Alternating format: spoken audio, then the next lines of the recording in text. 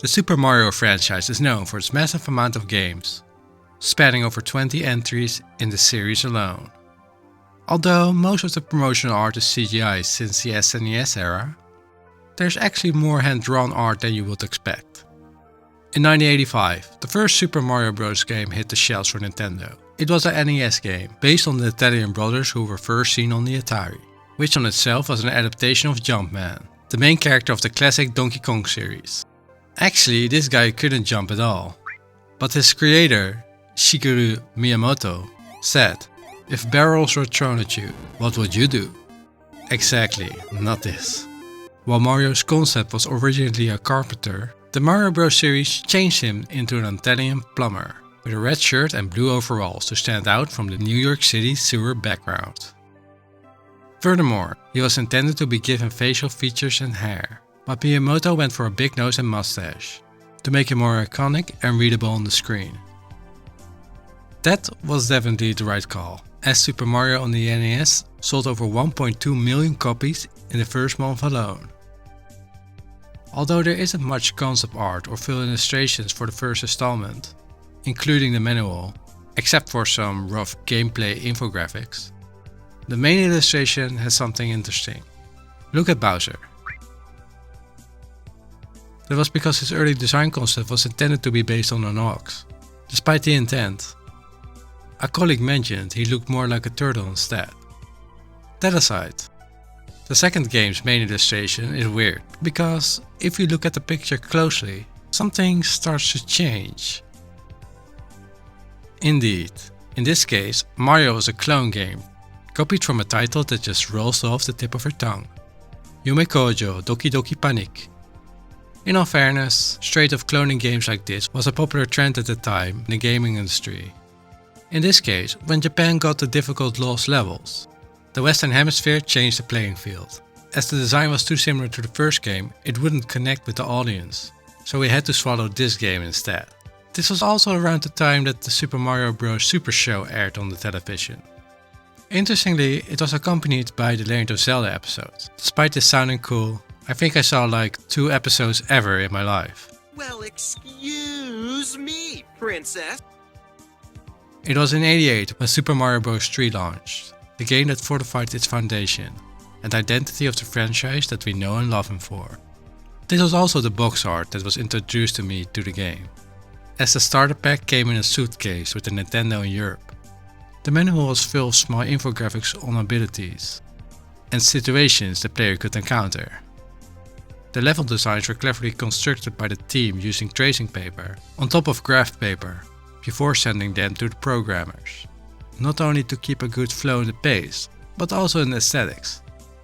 Have you ever noticed that almost everything had eyes? Furthermore, after the devs team's inspirational trip to the USA, including Disney World, they took the whole setting to another level, connecting the world as a whole. Basically, the idea was that the Mario cast was staged in a theater play, turning us, the player, into the director of the performance as a whole. This meant that instead of Bowser defending his castles on his own, he had a legitimate excuse to use his kids to do his dirty work for him. With so much new added personality in the designs of the characters and enemies, the game turned more into a story than just an endless search for a princess in another castle. Thus, it might not come as a surprise that Mario quickly became a household name and spawned a couple of Gameboy games a year later, such as Super Mario Land. And of course, Dr. Frickin' Mario. However, as the computer processing power grew, Super Mario World was introduced, and this game blew people's minds away. The color palette, sprite design, gameplay and music all went to the next level. Especially the world overview added icing on the cake.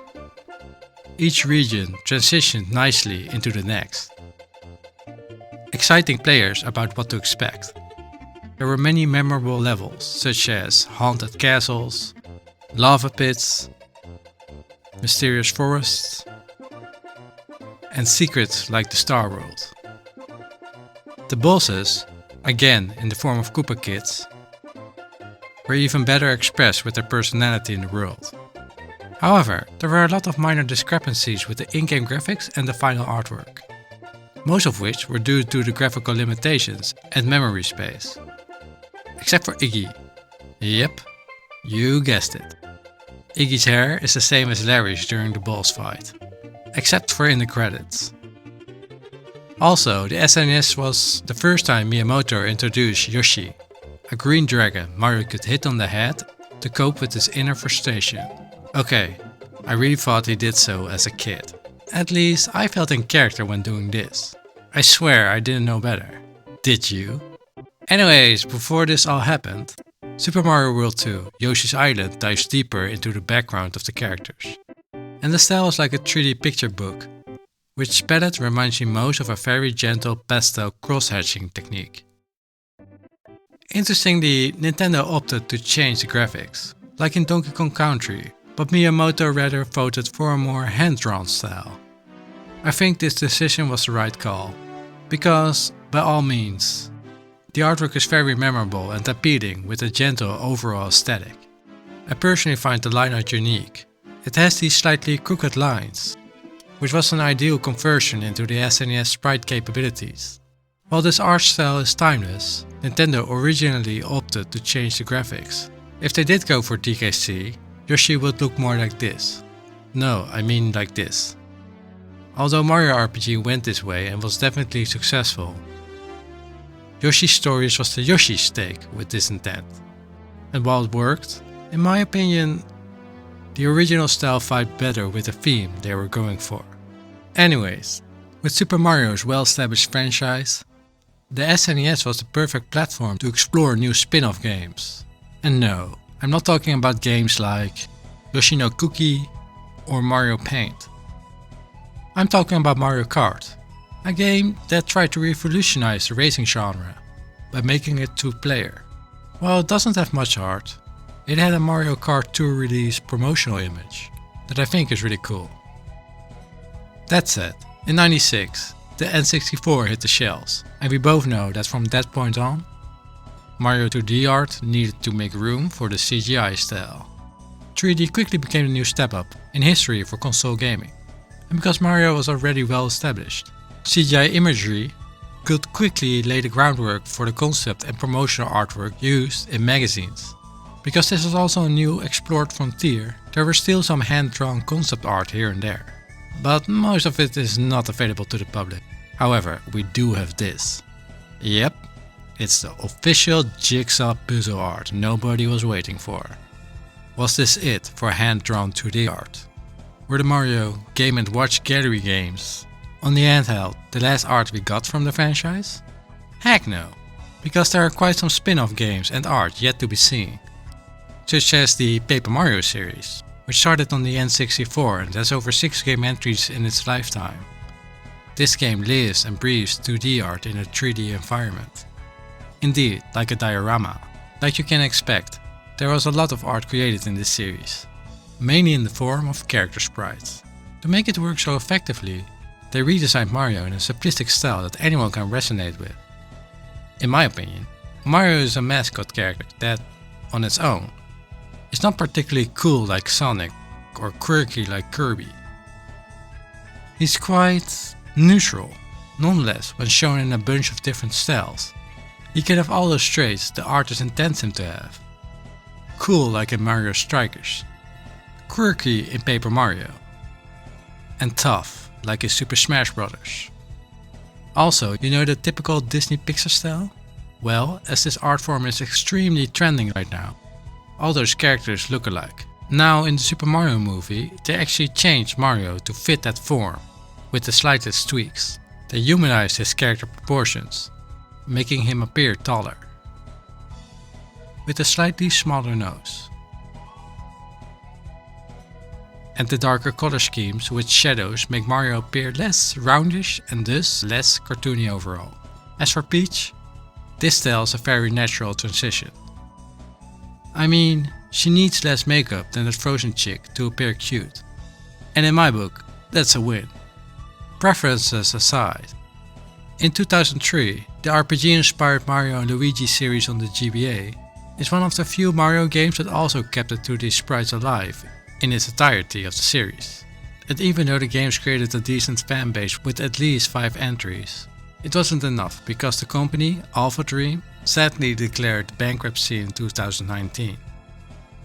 Despite Nintendo Super Mario's mainline series embraced 3D into all the sequel entries in the franchise, such as on the GameCube with the beach-themed Super Mario Sunshine, or into outer space with the Super Mario Galaxy entries, or for example the classical platform gameplay in the new Super Mario Bros. On the Wii and Wii U. And also with some new entries like the expanded thematic world of Super Mario Odyssey on the Switch. And like I noted before that most Mario games don't really have concept art available to the public, Odyssey did. And it's pretty interesting to look into the minds of the creators, who were clearly trying to expand Mario into different worlds by giving him a vast array of outfits that suit the setting. Yes, that's right. Except for the power-ups, Mario didn't change outfits that much. Nevertheless, because they had something real in their hands, this game clearly went up and beyond, expanding the universe even further than Galaxy, as if Mario just entered a different dimension to explore. Personally, I have to say from all Mario games that the Mario Striker series went to the next level with the art. I think it's really cool and stylish, giving off a lot of energy. In my opinion, they could have done this as well for Mario Tennis. Seriously, why didn't they do that for tennis? I mean, Prince of Tennis does those stylish super shots all the time. Rants aside, one interesting side note I have to address. One Punch Man artist, Yusuke Murata, likes to draw fan art of things that inspires him, which is cool because he's a freaking pro. Anyways, he's the mind behind Bowsette, aka Koopa Hime in Japan.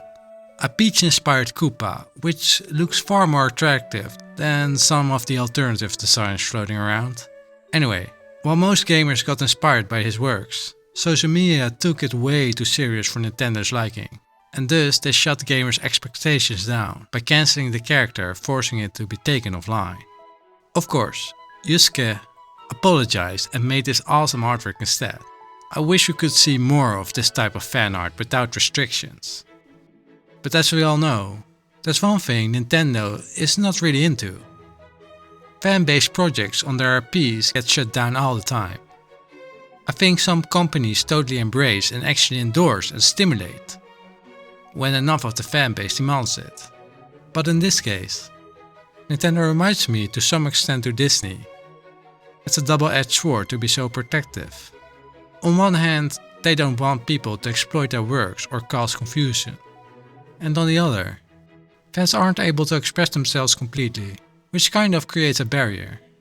But hey, in the end, we're still all fans of Mario, so however you look at it, they are doing something right.